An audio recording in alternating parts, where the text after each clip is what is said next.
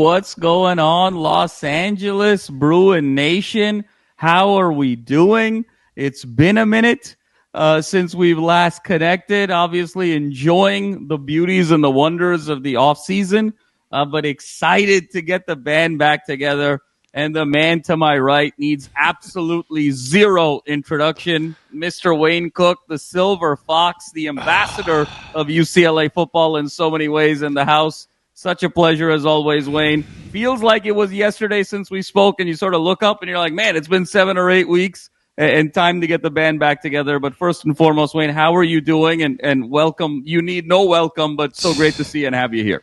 Jamal, it's good to see you, buddy. If anybody's watching this live, if you see that red in my eye, I'm not a big fan of the color, but something burst in my eye.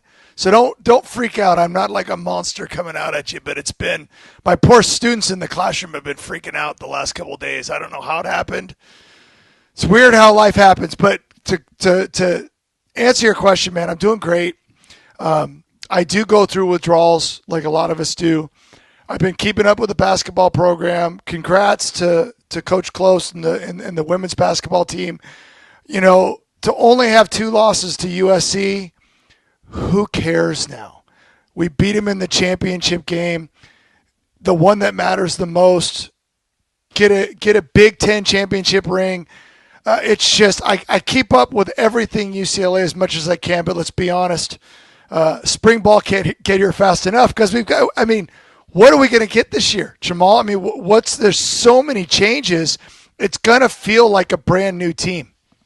No question about it, Wayne. And so excited about talking about the gridiron. But thank you so much for bringing up what a historic weekend, Wayne, for UCLA sports. I mean, think about it. First time in history, both the men and the women play USC back-to-back nights. And well, the boys' game wasn't even worthy of talking about. It was such a butt kicking. Yeah, absolutely, Wayne. I mean, the only drama there were the men going to break the record for largest margin of victory against SC. I think the record was 37 points back in '66, and it was 36 with just about 2.5 minutes to go, and then it was ultimate garbage time there. But what a performance there by the men! And then Wayne, you said it, the ladies coming back. They had that players-only meeting after the SC game last week, came back, just sort of ran through the tournament, gut check too, down 13 in that third quarter, kind of facing the same scenario a week earlier, and they overcome and they rise. And looks like they're not only going to be a number 1 seed in the region, but they're going to be the number 1 overall seed in this tournament. And Wayne, wouldn't it be so sweet if part 4 was for the Natty? I mean, and that would really be something. I won't mention names because I don't want to give anybody any credit from USC. I'm kidding a little bit, but they have a very, very good player, and if you can stop her, as we did in the second half with tough defense, and you hope we've seen it about and remember when who was it? De'Aaron Fox went off on UCLA. I mean, like you have seasons where the other player that's a great player gets hot. And in basketball, especially now that we're in the season of, one and done, right? You can't lose. You lose and you go home. But basketball is a blast. I enjoy the one thing I worry about with the men's team, and I'm sure we all kind of feel this way, is when it gets down to down the stretch, it just feels like sometimes they struggle to find an offensive rhythm. Who's going to take the shot? And so it can look good, so good the whole game, and then sometimes it looks like it dries up at the end. And I hope, as a lot of people have said online, that coach and the staff, part of the way I think they build this is for what's coming up. So you hope you feel like the best is yet to come, because the talent's there. Right, you just got to have your legs under you, and you've got to be able to execute the offense at the end. But it's been fun. It's been fun. But hey, and because I'm a golfer, it wasn't that long ago when Jake Knapp paired up in a team competition, and I'm going to forget her name right now. I'm so sorry. With male and female UCLA Bruins, and they won which was awesome. We just continue to be excellent in so many sports. We're watching gymnastics do so well. Just so many different things are happening, and it's awesome. No, it is awesome, Wayne, and the Bruins spirit is alive and well with us and overflowing. Softball's off to a great start too. I'm sorry, hey, yes. Coach Kelly. Coach Kelly has told me. She's looked at me and she goes, Cookie, you're the voice of the Bruins, and I said, slow down. I don't know if I want that responsibility, but I promise you, I love and I always have loved UCLA softball. The staff is incredible. The players are always incredible. It's just something about like in a world where we talk so much about athletes getting all kinds of money, and maybe some people think they're spoiled and prima donnas and all that stuff. If you really look close enough, there are some really amazing athletes that are still just like they've always been. They grind every single day. They may have a little extra money in their pocket, some more in some sports than others, but they're still dedicated to the school and working their butts off. And it's fun to watch. And so we got a lot to look forward to. Totally, Wayne. Totally. No, and I'm so happy you mentioned softball. I mean, it's an institution at UCLA. And, Wayne, one thing that made me so proud over this weekend, obviously basketball, both sides got kind of the headline. How about that gymnastics meet where there were 13,000 people at Pauley? Pauley was sold out for that gymnastics meet. And it just kind of shows just how deep this Bruin nation, this Bruin family, and this Bruin brand goes and touches so many different lives. So couldn't be more proud to be a Bruin. It doesn't hurt to have an Olympic gold medalist on your squad. It doesn't hurt. She's really fun to watch. He really is. He really is. Well, Wayne, we can talk about all things UCLA into all hours of the night, frankly, and that's what I love so much about our conversations. But let's shift to the gridiron. That's where sort of I think we want to sort of focus things and where we're here to sort of discuss in greater detail. So much to sort of look at from this perspective, Wayne. We're on the cusp here, just a couple of weeks now from spring ball, and we're going to see a lot kind of reveal itself there. But I think there's kind of a looking forward and then sort of a looking back and reflecting. And before we talk about the season that is to come, I would love to get your impressions of the NFL Combine and our sort of trilogy of front seven players that we have talked about at length for months now. And it seems like the rest of the NFL world is catching up and understanding just how great Kane Madrano, Femi, and Schlesinger really are. Those guys have excelled in so many different ways, whether it's been 40, whether it's been kind of the squat jumps, whether it's been, different weight exercises, whether it's been kind of in the interview room with the general managers. But it really feels like all three of those guys' stocks are absolutely soaring. And we're talking about sort of early round picks and early picks overall, not just at their position, but from the totality of the draft perspective. Just your impressions, Wayne, of these three and just Bruin representation at the Combine. So let's start with something that we'll go back a couple of years. UCLA has had an elite level defense. And I think this is one of the reasons why UCLA fans get frustrated. I still go back to the Dorian Thompson-Robinson senior year where I feel like we should have won the conference. I thought we were good enough. And remember, there's always things in play. When you have a senior quarterback, there's always things in play. I will say this till the day I die. Not all quarterbacks are going to win championships because they're just not. Like it takes, if you go back and watch what Cade did when he won 20 games in a row, there was some heroics, and you have to win the right games to win championships, and that's tricky, and it's hard, and it's not just the quarterback, but you have to have that guy. You have to have the ball bounce your way. You have to have. There's so many little factors that play into winning.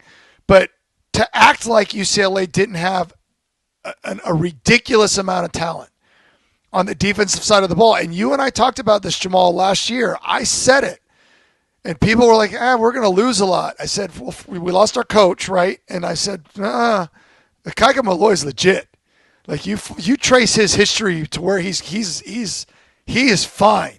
And he took that energy and his just way of being, and just absolutely just shows so much love in both the good ways, right?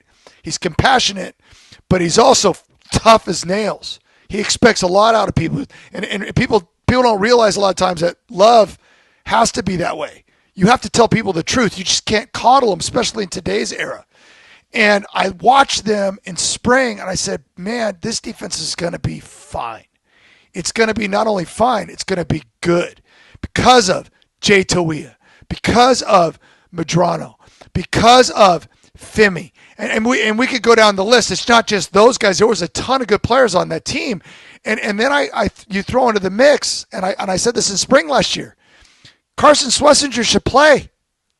I watched him in practice, and I'm like, dude, I go, does you guys not see this guy?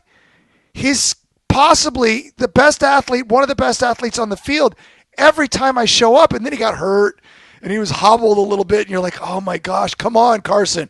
And then look what he does. And so to look at this group and to watch how good they were on defense, and then to look at the other side of the ball and look at how much they struggled. And I'm not here to throw anybody under the bus, but the Bieniemy experiment didn't work. The offensive line, I thought we'd be fine at receiver, and I still think that. I thought we were real good at tight end, and we were good at tight end. I was a little worried about running back. And remember, running back and offensive line are connected. Yeah. And then when you throw in the complicated system, which we were all bragging about in the spring and how many words it was, and it's NFL, and it's like, and then we all realize, oh, well, maybe it should be in the NFL. And again, I'm trying to be mean. That wasn't enough time probably, but it was tough. So all of that said, and again, Jamal, you learned this about me. I just went in 16 different directions. I love before it. Getting back to the question, but Kay Medrano was a player that people are sick of me talking about him, but I absolutely love the guy. And I loved him as a freshman, as a receiver. And I told everybody, I said, this guy's going to be good. And I'm telling you, to this day, coaches, stop looking at whatever you're looking at when you're judging people. Just look at if they can play. It's the most important thing. What do they jump? What do they run? How do they look? Stop it. Can they play? It's 2025. We have people all over the place surprising us. You'd stop labeling people and put them into categories. Kay Medrano, in my opinion, as a receiver, could have been a Danny Farmer type. Yeah. Tall, athletic, great timing. If you watch him play linebacker, he has athletic timing. He ran a 4.46, which in receiver time may not be the fastest in the world, but when you're 6'3" and built like that guy is, you can't tell me he couldn't have been Sean LaChapelle. You can't tell me. And yet sometimes coaches can't see past it. Well, yeah, but I'm looking for this type of guy. Whatever. Kane went and made the best of his situation on the other side of the ball, and I still think, I'm telling you, if you put him at strong safety with the right coaching and the right system, I think he could play there. He's got instincts. He's got great. Did you watch him run his drills? Oh, yeah. He is so fluid and so athletic. It's just ridiculous. And I'm going to give you, before I move on, I'm going to give you a little comparison, and you'll like this one, Jamal. Donnie Edwards. Yes. Donnie Edwards was an undersized linebacker who, by the way, was smaller than Kane. Donnie, I don't know how he did it. Smaller than Kane. Like shorter, smaller. Like if you see him now, I swear he's a $180. Okay, if that. And Donnie did it for over a decade at a very high level. Like he was like this close to being a perennial All-Pro, and some years irritating me beyond belief that he didn't, because his stats, he should have been there. But Kane is that kind of athlete. He's that kind of athlete. Femi is another great guy who I love. I'm so proud of what he has. You saw him at all the highlights they've shown from the Senior Bowl, I believe it was, and just him just destroying people. And we watched him switch positions, which is, again, something we had talked about last spring. Okay, don't be surprised if we see Femi, on the edge, because it felt like we needed it.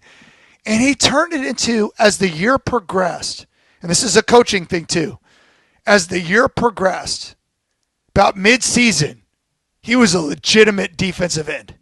he was just flat out. It took him a little while to figure it all out, and then he's playing against some of the best tackles in the country in these all-star practices and stuff like that, and he's destroying people.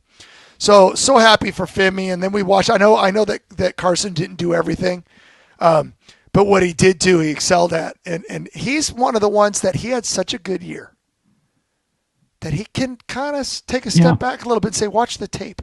Just watch the tape. And guess what's going to happen? When they watch his tape, they're going to see Femi. And when they watch Femi's tape, they're going to see Kane. You know what I mean? And then they're going to go, wait a second. That big number 93 up in front is occupying two guys a lot and making it easy for these guys.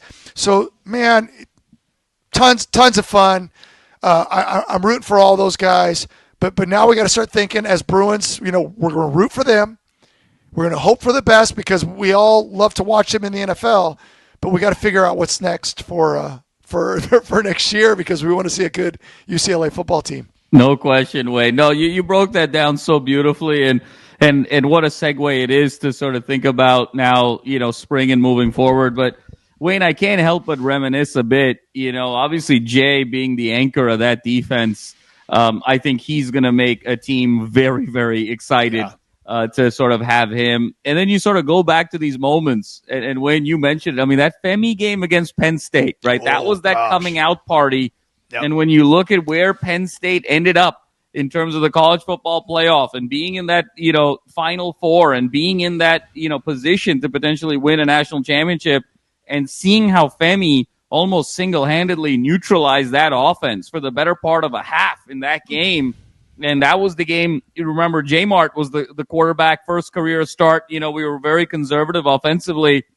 But the fact that team was able to stay with the Final Four quality team really sort of spoke to Femi's abilities there. And then Kane, what a season he had. And it was that Nebraska game, Wayne, I felt like it just sort of opened up just the whole repertoire of his capability. That pick six was a thing of beauty there. And then obviously Carson just wire to wire all year. Was all year. I mean, it was just a tackling machine. So these four Bruins, I think we're going to be very proud to see where the results go here at the next level. And I'm sure we're going to be rooting for them every step of the way. And one more thing to remember, let's go back a few years. And we had a player at UCLA named Quentin Lake who remember when he missed some games and he was out and we're like, what's wrong with the defense? Quentin's gone on. I don't remember where he was drafted. It was fifth or later. I don't remember. Yep. He's a captain and one of the best players on that team. UCLA has produced, I'm just giving you an example, another recent player that's gone on to do really, really good things. We talked about Odighizuwa getting a big contract. Yes. So many players. I mean, there's just so many players. That was a little while before that, but Quentin, I'm really happy for him because of he's a more recent Bruin that's gone on and he's a team captain on elite defense. The Rams defense was awesome this year. So, good for those guys and good for the UCLA coaching staffs. For all the players out there, if you're not listening to this show, by the way, you need to because we're going to give you good football content all year. But good defensive players come out of UCLA. We've put a ton of guys into the NFL, and not just guys that are just on rosters, but guys that play and are difference makers. No, so well said there, Wayne. And it's a perfect sort of segue into 2025 and who's going to be the next Quentin Lake and who's going to be the next Jay Toia and who's going to be the next Kane Medrano and so on and so forth. And I think, Wayne, this is where, from a fan perspective, sometimes Bruin Nation is a little perplexed when you sort of see the number of NFL guys from UCLA. UCLA is top 6 in terms of all programs in college football of sending guys to the NFL, guys that have won Super Bowls, guys that have been perennially in the playoffs, big contributions, first-round picks, on and on the list goes. And so then the question is, how do we sort of put it all together and really kind of reclaim our place in college football's truly ultra elite moving forward? And I think that's a great way to sort of start the conversation here, Wayne, moving forward. I think we feel like we've got, with Deshaun Foster, with Tino Sunseri, with Ikaika Malloy, and with this staff, I think a philosophy and alignment here moving forward. But now as we're on the cusp of seeing what we have in 2025, big exits, as we talked about, but we also did really well in terms of, the transfer portal recruiting. We were top 10, top 7, top 6 in some categories. And now, developing these young guys. So kind of going into the spring here, Wayne, what are obviously a lot of question marks? Who's going to be the quarterback? Is there going to be a significant upgraded offensive line? How do we replace this quartet in the front seven? Does the secondary finally make that next push? What are we going to sort of get in terms of, a Hudson Habermel coming off of injury? Is a wide receiver going to truly step up and be wide receiver one? So many questions all over the field. I think we feel like we got a lot of talent. What are the first 2 or 3 things you're looking for in terms of spring practice, and what are your first 2 or 3 big questions? So I can't, first of all, I can't wait, because this year, probably more than any year I can remember, I had ideas last year. I kind of knew enough of the players. I know people get mad when I do this. I still thought we had a good enough quarterback. I think that, when you throw in offensive line play, the offense, and all the things that happened last year, I don't think it's a fair evaluation. You can get mad at me if you want to and throw something right now. I don't really care. But, the idea is that the reason why I bring that up is I believe that, if you go back and study the history of UCLA football, and you're going to have to go all the way back to 98, for the most part, and I know that was not Homer Smith, that was Bob Toledo and his team and his staff. But if you go back to all the Terry Donahue, even all the way back into the 70s and 80s and early 90s, when Homer Smith was the offensive coordinator, UCLA won Pac-10 championships. It was pretty incredible if you think about it. You go back to guys like John Shara. Okay, you go David Norrie and Matt Stevens and all of these guys. I mean, Homer Smith coached Jay Schrader. I don't know if Tom Ramsey, Rick Neuheisel. There were, and again, all the way up through me, I was the last Homer quarterback that played in it for and won a Pac-10 championship. Having an offensive coordinator, we've talked about Ikaika Malloy. I think we have the defensive coordinator. I think it's a whole new staff. I mean, we only have 4. Scott White's coming back. I think Neuheisel's coming back. Right. Obviously, Coach Foster, and there's and Malloy. Yep. I mean, other than that, it's a new staff. But I like that. And then you bring in Tino Sunseri from an Indiana team that went from the worst football program in the history of mankind.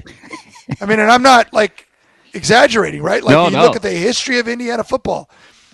And I know he was co-offensive coordinator, but he was on a staff that brought in a quarterback from a lower level school in Rourke and turned him into a Heisman top 10.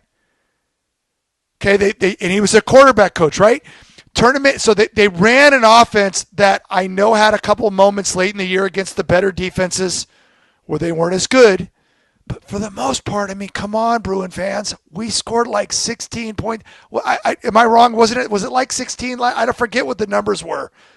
Yeah, we were abysmal. It was abysmal.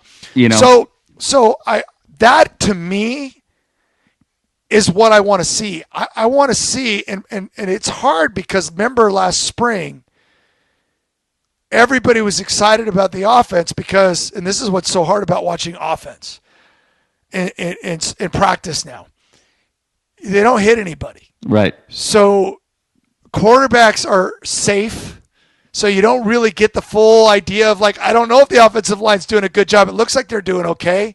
They don't take the running backs down, so sometimes we're watching and we're going, did he get – no, he wouldn't have gotten there because he would have been tripped up or whatever.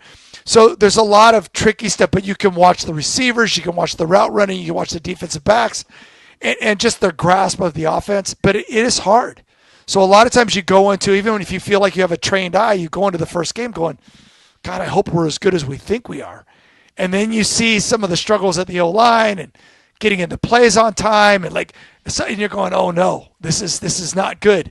And we saw that pretty much all year. It never really got to we had moments, right? We had the Nebraska moment where we had a quarterback that kind of went off in that game.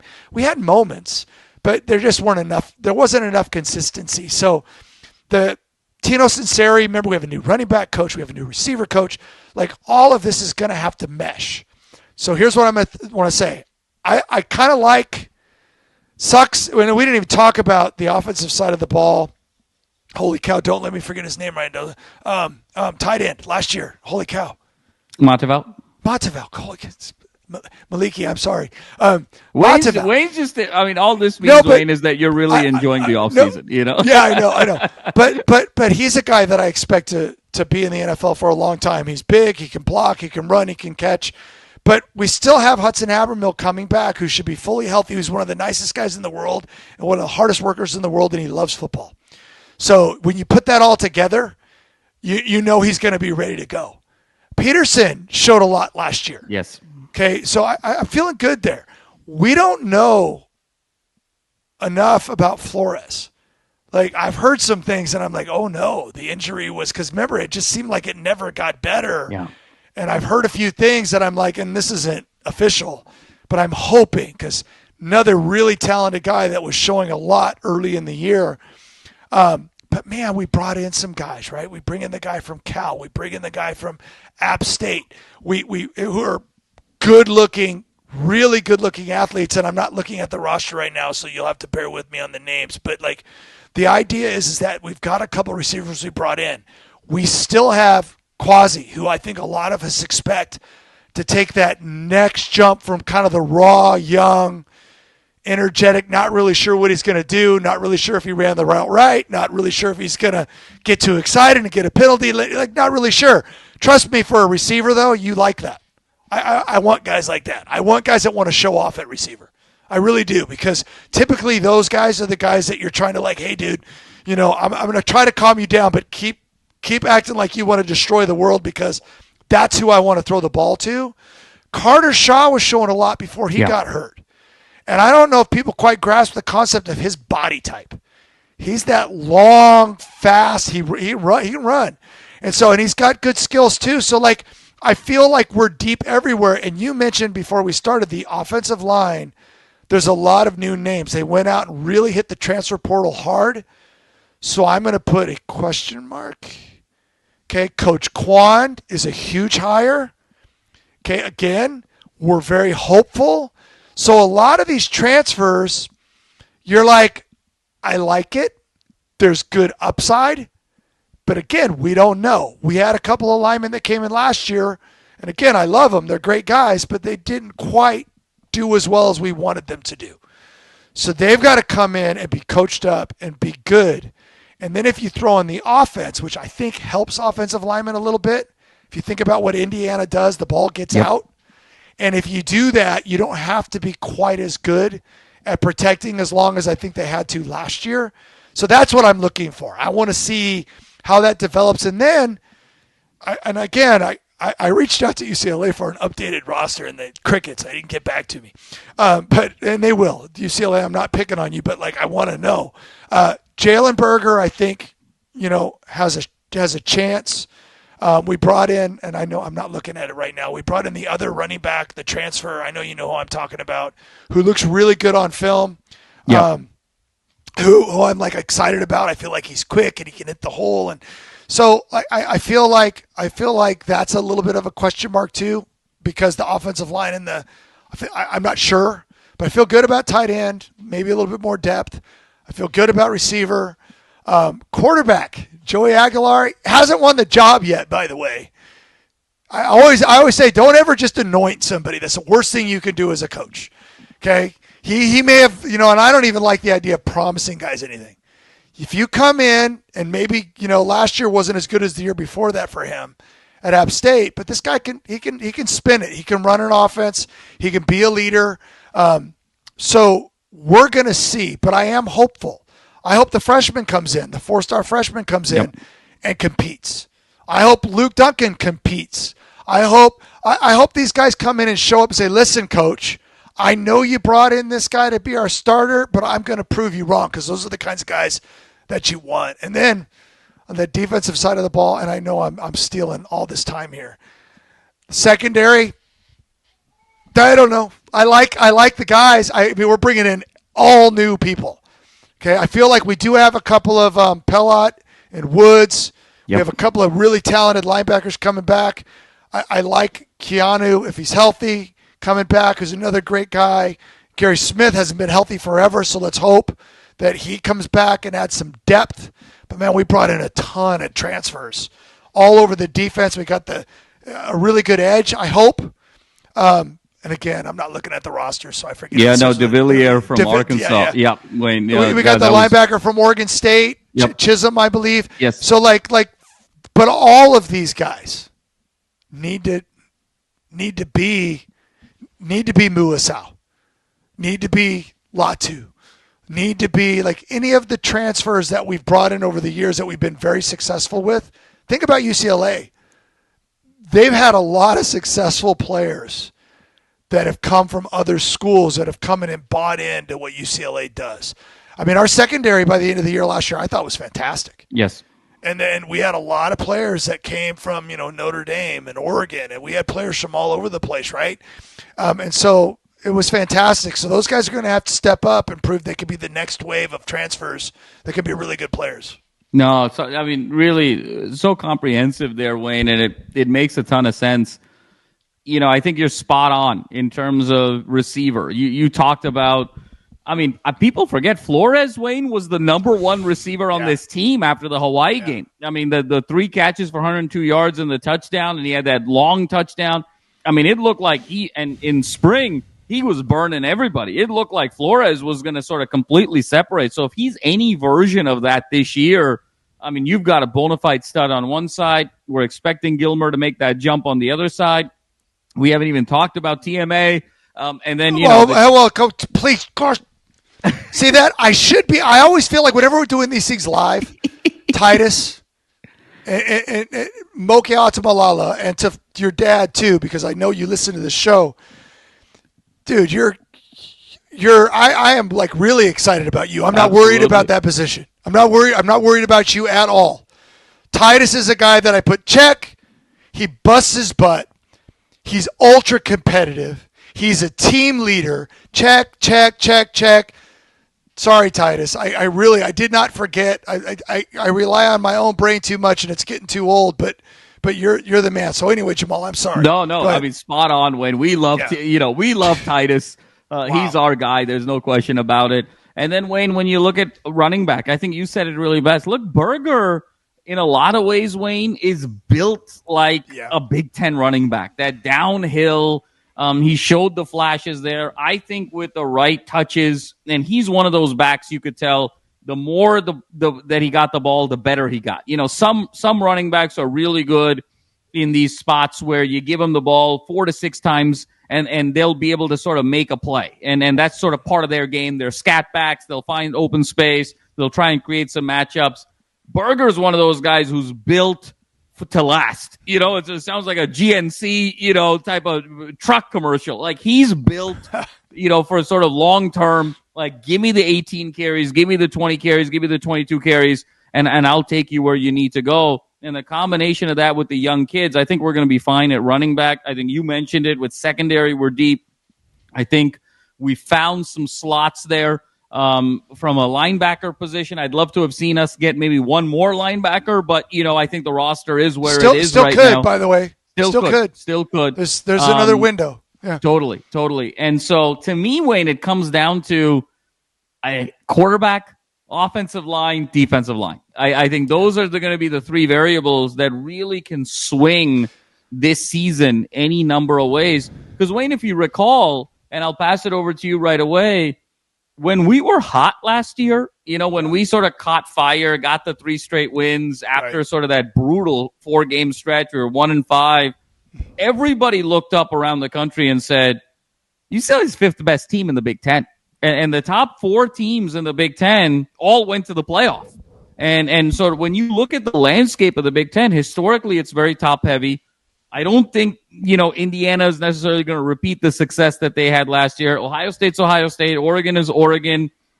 Michigan's kind of a question mark. Obviously, they're a perennial blue blood, but they lose 2 top 10 picks from their defensive line. So they've got some reloading to do.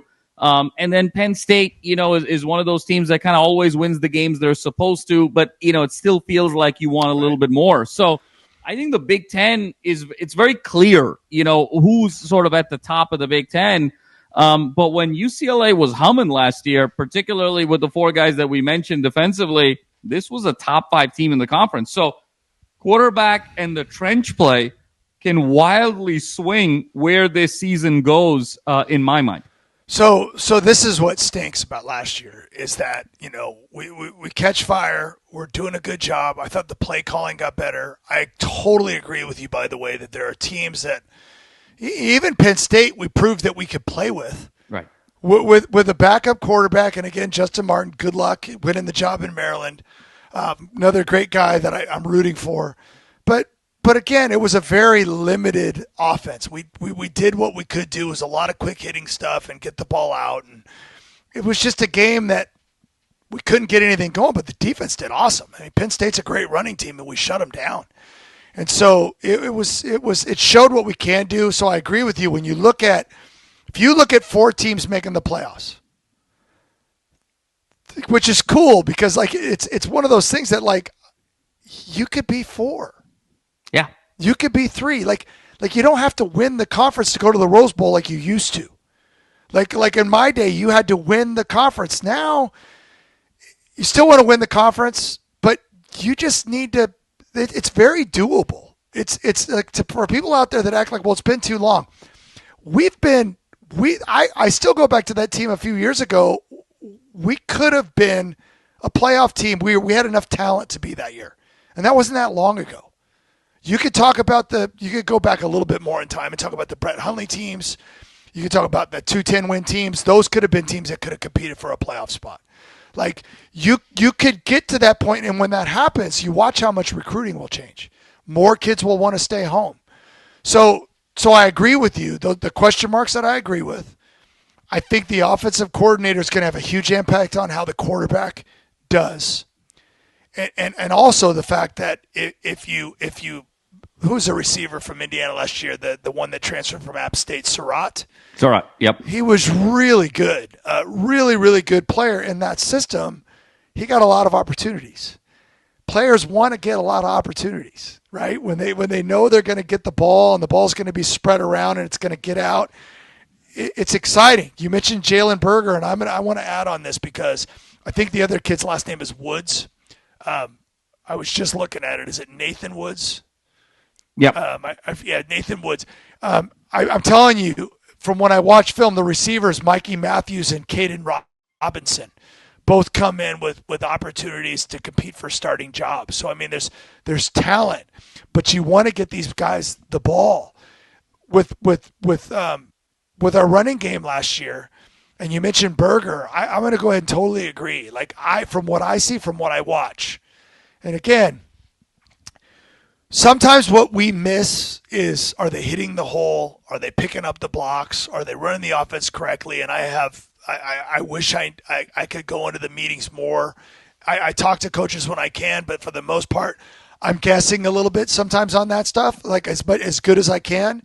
But from his first step in running downhill, you mentioned Big Ten type running back, someone that if you could get the transfers mixed in with, Sam Yoon and DeGiorgio and some of the guys that may be coming back, and you can get some depth, and Coach Quan and Coach Sinceri, because don't forget, those two coaches meshing and working together along with Jerry Neuheisel and the tight ends is going to have a huge impact on the running game.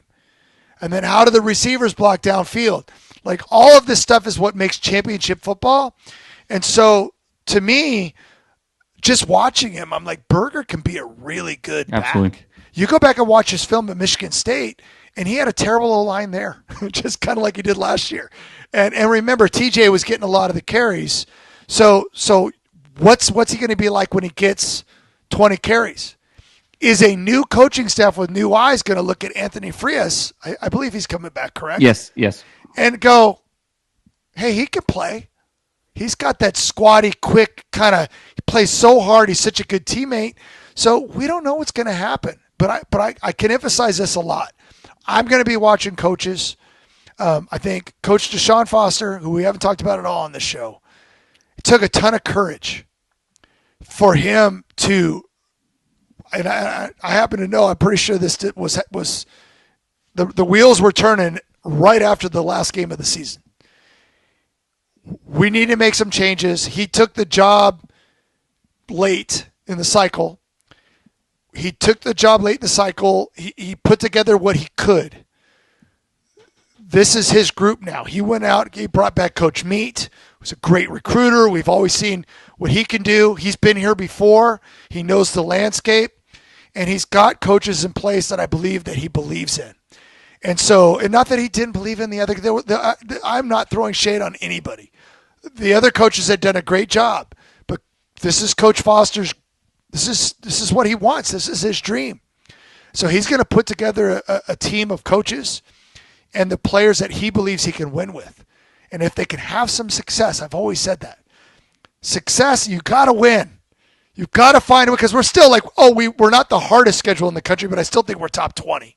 Yep. It's not like our schedule is going to get, like, it's easier. That 5-game stretch was stupid last year. It's easier, but it's still hard. But he's still going to have to go out and find a way to win. And we're going to have to get to a bowl game, and we're going to have to find a way. And there's a lot of faces that we're all going to be watching that we're hoping can come in and be those next wave of transfers, along with the players we already have that kind of live up to the hype.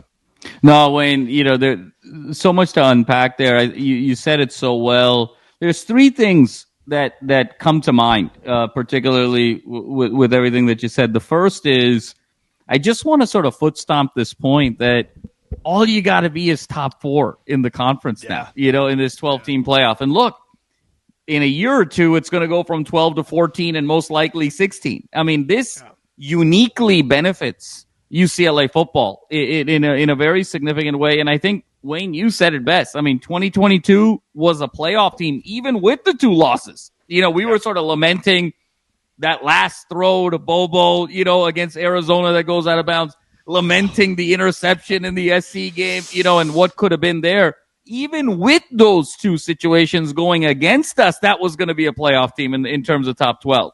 When you look at, you mentioned it, the second and third Hundley years, I mean, there's a world there. Rosen got close in his freshman year too, and it sort of fell off right at the end there. But that was going to be a team that would have been right in the playoff mix up until the last 2 or 3 weeks of the season. That great Drew Olson team of 2005 would have been a playoff team. Yeah. I mean, so you're looking at a situation where now with this new structure, over the last 20 years, you got 4 or 5 playoff teams in there. And so it changes the way, you can sort of approach things as well from a regular season standpoint. So I think there's renewed optimism. The margin for error was just so slim in the old college football, Wayne, where, everything had to go perfect. You had to be injury-free. All the balls had to bounce your way. You could afford maybe 1 loss at the right time with the right team and the right circumstance. Right. But it was, every week was life and death. Now,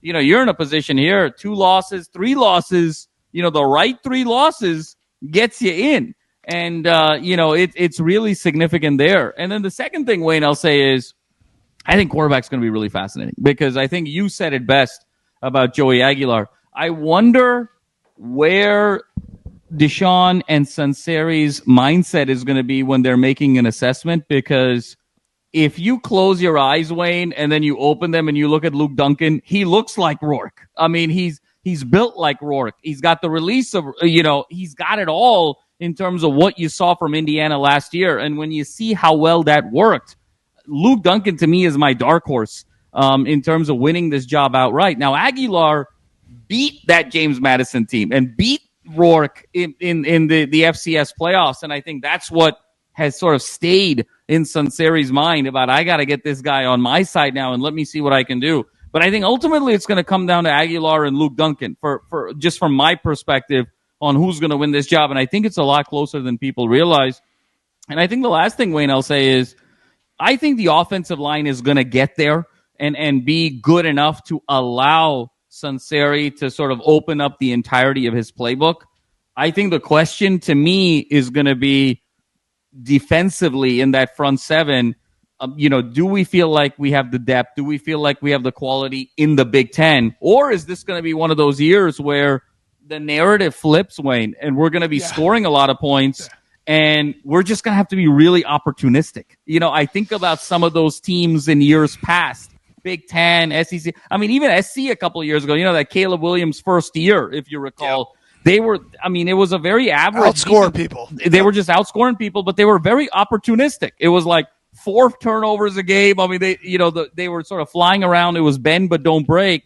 Does this team look a little bit like that this year in terms of makeup? So that's kind of where I'm thinking between this quarterback battle, the margin for error opening up, and perhaps stylistically this year, this may be a bend but don't break, but we can put some points on the board. So just quickly, I'll go all the way back when you were talking about the different seasons. Even remember when Dante Moore was playing, we had a Utah game that was so winnable, and then an Oregon State game that was so winnable. And the pick sixes were just like so deflating.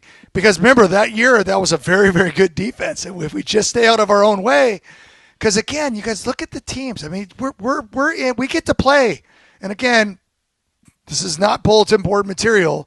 We're not playing, this gauntlet where we get Northwestern, we get Maryland, we get, not that those aren't good teams, we get Michigan State, we get some of the teams that weren't near the top of the conference, where it felt like we played all of them except for Ohio State last year. Now we get them this year, but by the way, but even if you go there and you even if you go there and you lose, you're not out of it. To your point, no. So that's great. I'm going to say this because I've gotten to know the quarterbacks, the ones that are still around a little bit, and Luke Duncan is a kid I've talked to quite a bit. For one, because he's just a really nice kid, and he looks the part of the old school drop back, Drew Bledsoe, Peyton Manning. He's a big kid. So I'll say this: when you watch a Joey Aguilar, he's more of that wily, not even close to the same size, doesn't have a rocket for an arm, but is going to play quarterback. And I've kind of got to the point where I wish I could convince the 6'4", 6'5" quarterbacks to watch the smaller quarterbacks and watch their feet, because their feet typically are so much better. They're the Drew Brees, they're just so active with their feet. Baker Mayfield, I loved his feet, still do. They just did things right. Peyton Manning and Tom Brady, for big 6'4", 6'5" quarterbacks, were slow. They were slow, and I say this because my 40 time for the pro days was faster than theirs, which means they're slow. Okay, they had amazing feet. The way they moved around in the pocket and bought time and showed pocket mobility was incredible. Luke needs to get the glaze off of his eyes. Sometimes I watch him in practice and I'll have an opportunity to throw a flat on his backside in red zone, and his feet won't get caught up, and he'll throw it all arm and all body, which a lot of big quarterbacks do, and he'll be inaccurate. And you can't, it's like, hit the layups. I love to quote Kurt Warner. He's very active on social media, and he talks about quarterbacks all the time, and I'm sure he probably bugs people, but he's so smart. He talks about you don't have to throw the ball hard every time. He goes, I don't understand why we're so enamored with big arms, because most of the really, really big arm quarterbacks aren't any good. You have to have good feet. You have to be able, he says, hit the layups.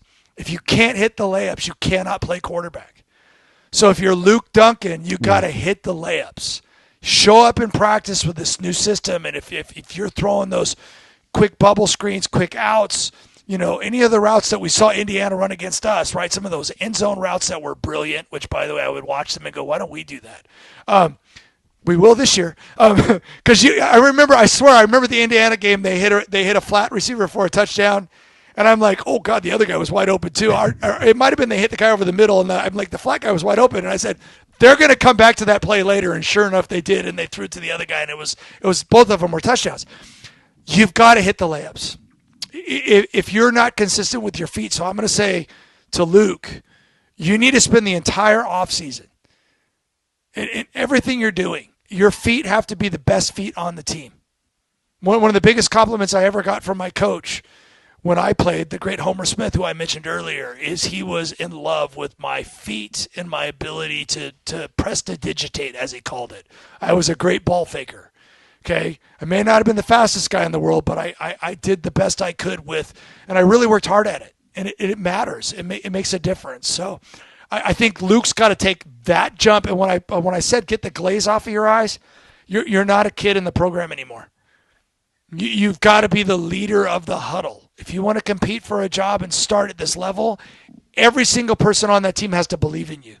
And if they don't, you've got no chance. You've got to win the locker room. And I think people don't talk about that enough. I know I dealt with it when I played, like whether it was coming off an injury after I only played half of one game my first year. I had to re-win that locker room and prove to those guys that I was the starter the next year. So it's more than just proving it to the coaches. You got to prove it to the guys on the field too. No, makes sense, Wayne. And it's so interesting that you mentioned, and we'll leave with this, and I'll sort of close and ask you your thoughts on this.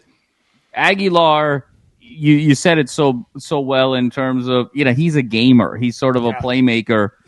He has elements of the Vanderbilt quarterback last year, and he's got sort of Diego Pavia, yeah. And he's got elements. He's a little Manzellian to him, and so I think it's going to be really fascinating to see how Sanseri's system that seems very much timing based and very much, again, going through your progressions and finding the layups and making the consistent play.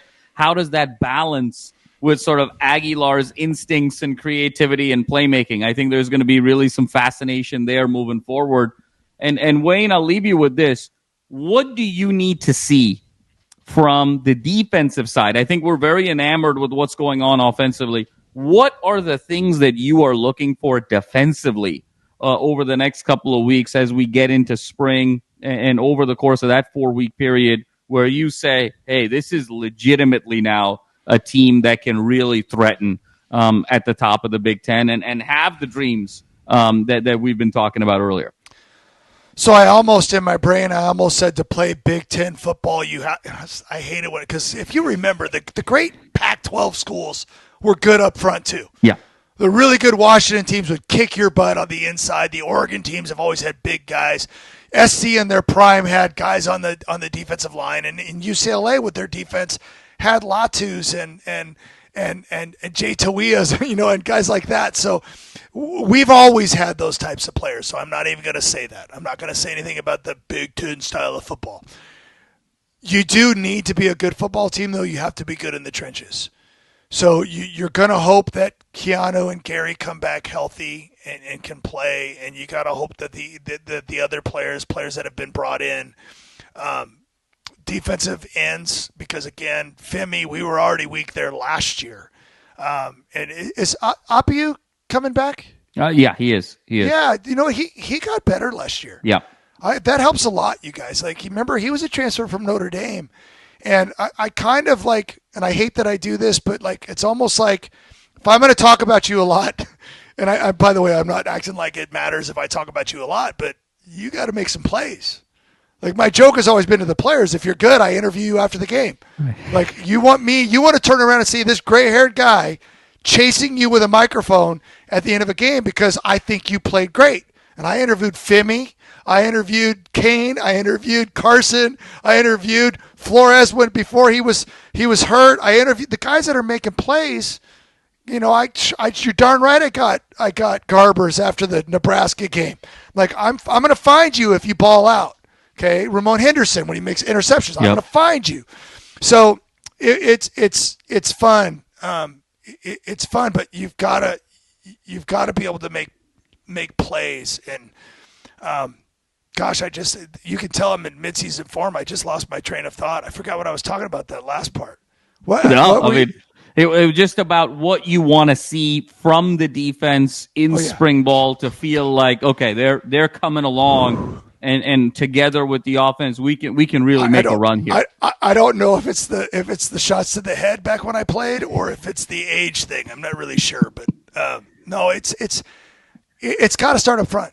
It just has to. You have to be able to if they're going to beat your defensive tackles, and if your defensive ends, and I think is Busick coming back too. I think Busick is coming back. These guys got to take the next step, but those guys in the middle, we were spoiled with Jay. Yeah. We really were. We were spoiled, and you're gonna have to replace a guy that offensive coordinators had to deal with. You don't shut down Penn State's running game without really good play up front, and so that front's going to matter. And then again, huge question mark on the defensive backs. I didn't really see, go back 2 years ago when we were in the Pac-12, some of the best passing offenses I had seen in the history of my time covering UCLA football. It was that good. That was the Penix and Caleb. I mean, we had Bo Nix. I mean, it was stupid how good the Pac-12 was. Even after Bo Nix, then we transfer into the lefty, Gabriel. I mean, so many good quarterbacks. You just every week you're like, my gosh. I didn't really see that in the Big Ten last year. I mean, we act like Drew Aller is like the greatest thing ever, and I'm like, because he had 5 stars next to his name. Right. I'm like, he's compared to what I saw in the Pac-12, he's okay. I mean, I'm sorry for saying that. I'm not a hater, but I'm like, I don't think he's like the best thrower I've ever seen by any stretch of the imagination. So I look at some of what I've seen, and I'm like, UCLA, if they can score points and then find a way to play defense, I don't know. I mean, you're obviously going to be – Ohio State's going to be Ohio State.